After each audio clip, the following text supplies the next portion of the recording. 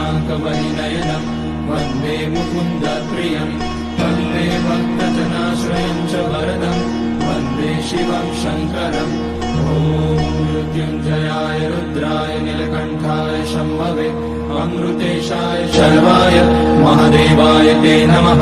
नमस्तेऽस्तु भगवन् विश्वेश्वराय महादेवाय त्र्यम्बकाय त्रिपुरान्तकाय त्रिकाग्निकालाय कालाग्निरुद्राय नीलकण्ठाय मृत्युञ्जयाय सर्वेश्वराय सदाशिवाय श्रीमान् महादेवाय नमः। ॐ नमः शम्भवाय च मयोभवाय च नमः शङ्कराय च महेश्वराय च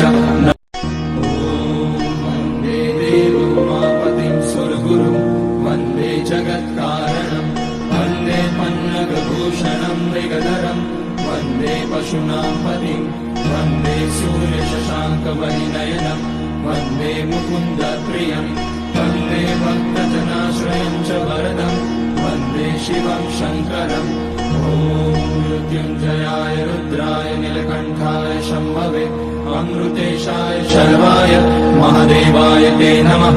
नमस्तेऽस्तु भगवन् विश्वेश्वराय महादेवाय त्र्यम्बकाय त्रिपुरान्तकाय त्रिकाग्निकालाय कालाग्निरुद्राय नीलकण्ठाय मृत्युञ्जयाय सर्वेश्वराय सदाशिवाय श्रीमान् महादेवाय नमः।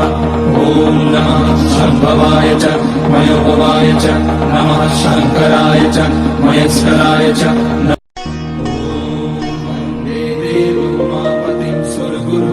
वन्दे जगत्कारणं